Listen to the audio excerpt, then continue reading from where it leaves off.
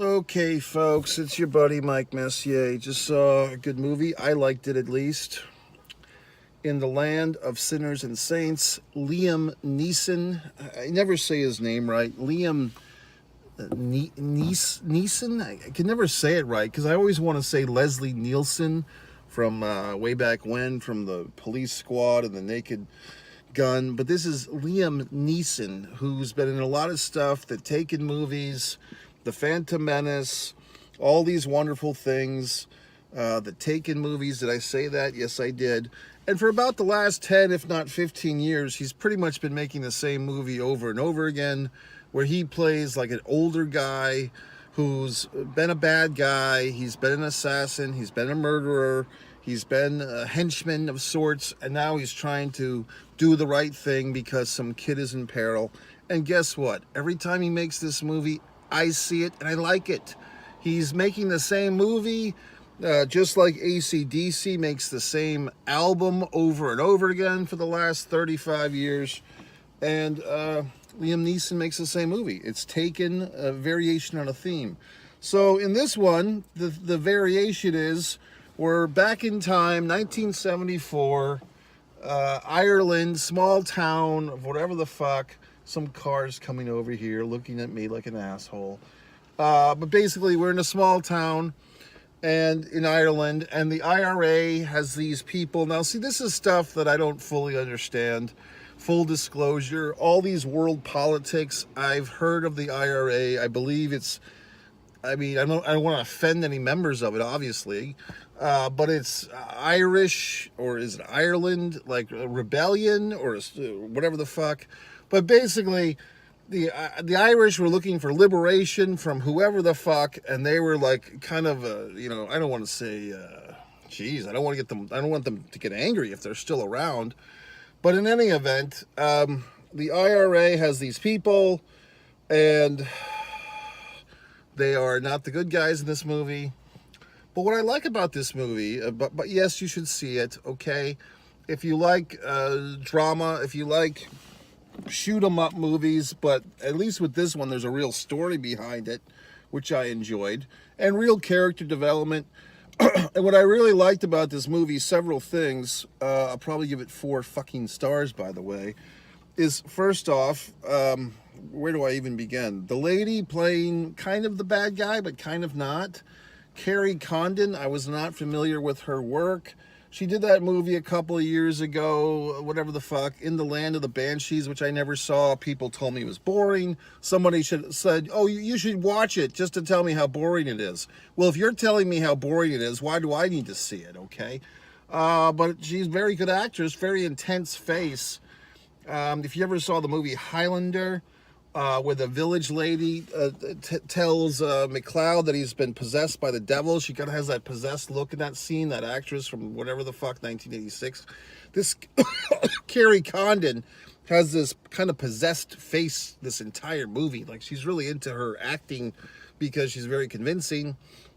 Her brother is a real jerk. He is an abusive man. He abuses, if you follow this, Carrie Condon's character's, Darren, I think her name is, her dead husband's sister lives in the village, and that sister has a little daughter who this brother asshole is abusing. And that's what enters our Liam Neeson character, who's basically like a bounty hunter or an assassin. He goes around killing people that have gone around killing people. And we kind of have this opening scene where his latest, hit, his assignment, knows that it's coming because that guy's killed people too, and he's begging for mercy. And well, he's not really begging. He's kind of accepted that his death, and he's telling the fucking, our guy here, Liam Neeson's character, hey, look, you should escape this line of work. I got out of it late in life. I try to redeem myself, and I'm going to sing. And now Liam shoots him and he falls into a grave, and he does the really mean thing where, like, you make someone dig their own grave before you shoot them and bury them. You know what I mean? That's intense. Make someone dig their own grave and then fucking shove them in. So all this dramatic shit, all these assholes who kill people trying to find redemption and sing at the town pub. And what I liked about, another thing I liked about this movie is the shades of gray. You know what I mean? Like in Soul Man, there's not just black and white, there's shades of gray. There's not just red and white, there's shades of pink. In this movie, you know, the bad guys, sometimes they feel guilty that they killed somebody, sometimes they don't. You know, it's one of those deals where like the people kill people, but then they kind of feel bad about it. And so they all feel like they have some motivation, including basically our villainess here, the Carrie Condon character of Darren. She feels like she's fighting for the liberation of Ireland. We're fighting for the liberation of Ireland. God fucking damn it. We're not going anywhere. So she's all, you know, into the cause and all that good stuff. But sometimes she loses sight of her own humanity. And the fucking Liam Neeson guy, what's he fighting for? Well, he's trying to, not to say rectify himself, but he's trying to give his life meaning. Of course, he's got the dead wife thing too. I've discussed this in other films. If you want to kind of make a bad character a human, you say that they have a dead spouse. And, you know, ever since the spouse died, they've been all fucked up about it. So that's why he's become a killer. And an interesting little thing in this movie, early on, some cliches were broken. We see the guy, you know, go to his boss and say, hey, I want out of the killing. And like typically most movies, 9 out of 10, oh, he's trying to get out of the mafia life or he's trying to get out of the gangster life and they won't let him out. So then the guy has to like fight and to try and get out of the gangster life. But here, the boss man's like, okay, you're done, you're retired. So it's like kind of a nice departure. But then he finds a reason to kill again. And the reason to kill again is because, hey, you can't abuse a little girl, can you? So, you know, now, just me, but the little girl's mother, who's the bartender, the barkeep in this little town, I thought the guy, Liam, was going to make a play on her, but he didn't. The only love interest he seems to have is with this kind of woman who's like holding on because her husband's about to die, but he's not quite dead yet. So she's like, you know, the nosy neighbor, but they kind of have these tinges of romance at times or whatever the fuck. Some good character development. You know, it's a nice small town story. And furthermore, another thing I liked about this movie, the movie takes place in an era with none of these things that I'm using. No smartphones, no cell phones. There's an actual payphone used in the film. There's no goddamn computers in the movie. No, you don't sit there in the movie theater and watch some asshole typing on a laptop with the fucking Apple on the back of it. I hate that. I hate fucking going to a movie, paying money to watch a movie, and some fuck is in the movie on a goddamn laptop computer. That's not cinematic, assholes. I don't like seeing a movie where they're texting. You know, I've referenced this before. 50 Shades of Grey. Movies were the worst, where the characters are texting each other and they put text blurbs on the screen. That's not cinematic, assholes. It's really not, okay? So I like a movie where I guess nowadays, this person just sitting here looking at me, yeah, go away, okay, you fucking weirdo. These days, I guess they have to make movies that take place in different time eras because all of the problems in these films of communications and missed call or whatever the fuck, missed things, now you just text some asshole or whatever the fuck. So, I mean, I think these movies need, I think we might see more of these movies that are taking place in other eras. This one, Love Lies Bleeding, that I just saw, that took place in 1989. This one takes place in 1974. Because the creative challenge with modern day times is every asshole's got a cell phone. And so every solution is, you know, why did you stay there while the killer killed you? You could have called 911. Or why didn't you take a picture of the ghost and then show everybody? Because everyone's got a goddamn smartphone now. So we have to go back in time to previous generations where people didn't have these goddamn phones to make the movies interesting again, okay? So I liked it. Also, I just did, you know, and like I said, Liam Neeson's playing the same character. I did like the fact in this one that all these different characters have different motivations. Liam is trying to pass on the story that he's learned in the first 10 minutes of the film about finding something to do with your life besides killing people. He's trying to re-teach that lesson, to pay it forward to this fuck, this other guy who's kind of a young, hot-headed killer guy. But the young, hot-headed killer guy, he just can't get over himself. He can't get out of it. And so, you know, We know that there's certain characters in this movie are not going to live the distance. Some of them are going to fucking bite it. And of course, our guy is going to live. You know what I mean? So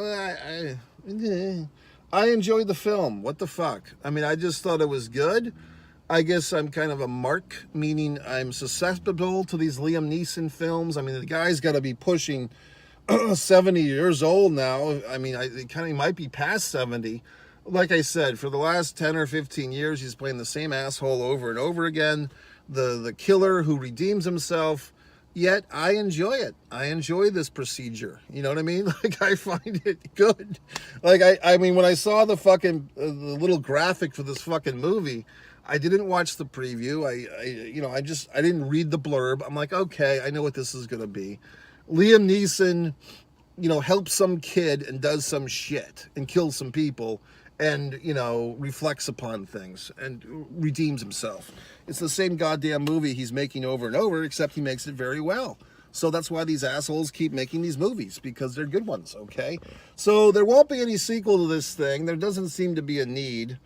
But high-end quality movie, high production fucking values, you know what I mean? Like, they did a nice job with the picture and the quality and all that horse shit. The theater did a nice job with its presentation tonight, the auditorium. I was on a phone call right before the movie started, and I got in just as the movie was beginning, like the opening fucking, production company listings and stuff. I missed Nicole Kidman with her AMC Theaters routine, which recently has been modified. If you've been taking notice, it's been rebooted or revamped or re-edited. Yet, once I got into the theater and got settled, it was good because I missed all the previews. I didn't have to sit in through previews, but I didn't miss a minute of the movie. I did take a facility break at one time, but I don't think I missed anything too potent or whatnot. And everything was great and wonderful. So there you go. I still have not seen Godzilla vs. King Kong. That's the wonderment, folks. I mean, I try to explain this to the people that I know in real life. No offense to you fine folks. I try to explain, well, Mike, how do you afford to go see all these movies? Well, assholes, I just tell you every goddamn time you ask me that I get these subscriptions, these movie theater subscriptions, the AMC, the Cinemark, the Regal. They're all wonderful deals. You basically pay pennies on the dollar to see all these movies because you pay a monthly fee. And then the asshole will say, well, I don't go to the movies that much. Well, shit for brains. If you go to basically 2 movies a month, you come out ahead. But these assholes don't listen to me. So then they just go see the occasional movie, pay full price, and they wonder what the fuck's going on. I try to explain things to people. They don't seem to fucking get it, okay? So anyway, the movie was very good. I enjoyed it. No complaints on my end. I thought it was fun. I thought it was good and dramatic and all that happy horse shit. One thing I will bitch about is, but it is one of those deals where, like, the Irish accent's a little tough to understand, isn't it? Like the fucking Irish accent, it's English, but it gets a little heavy, but you can't really do anything because, you don't really want to subtitle the movie because they are speaking English. It's just, and they're doing a good job. If you can't understand what the fuck they're saying in this Irish accent, this brogue accent, then yeah, okay, then they're doing the fine thing. But it's like, at times, I don't know what the fuck they're talking about. And also, some of the history and some of the politics of this stuff, it escapes me. And I give up on trying to figure it out because I don't even think the people involved, either in the movie or in real life, have it all figured out. Similar to world events going on now, folks. I'm not going to go into a political discourse. It's just that these things are so complicated that if you're trying to get a 30-second soundbite out of it, you're not doing the problem justice, because these issues and these grudges and these rivalries are so seeped in history. And this person fucked this one, and this country screwed that one, and these people oppressed these people. It's so intertwined and intertangled. I mean, you could look at it from so many variations. So it's all just corrupt and god-awful across the board. Man's inhumanity to man and all that happy horse shit. But that's why we have the cinema, to escape and see it on the big screen, where it's entertaining at least. So I give this young woman, or I guess she's not that young, she's 41, Carrie Condon, I might have to give a fuck and look into her career, and it looks like she's done a lot of stage stuff, but she's also been apparently nominated for Academy Awards for that, Banshees movie that I never saw, and all these other things. But I think this is the first time I can remember seeing her, enjoying her in a full fucking movie. Who knows? But I thought she was great, and I thought that the other characters were all did their part, and happy horse shit all around. So, Liam Neeson once again, the producer, the director, tip of the old hat to you, fellas. So if you want to see my fucking films, go over to One Man in the Camera Films. You might be saying, well, gee whiz, Mike, we heard you're a wonderful acrylic artist and your abstracts are getting rave reviews throughout the world. Well, yes, then you would go over to one artist, Mike Messier, and gee whiz, Mike, when you were younger, they called you Mike the Wrestling God. Please tell us where we can find your pro wrestling information. One Pro Wrestling and Sports fan. And everyone's excited. And gee whiz, Mike, we'd like to read your books. Well, okay. Go to MikeMessier.com, scroll to the bottom, and all my wonderful novels are listed there. Okay, which you can purchase on Amazon and Barnes & Noble and other outlets. Fine booksellers, as they used to say. And I think that's about it. So I've said my piece. Once again, good movie, Liam Neeson and Associates.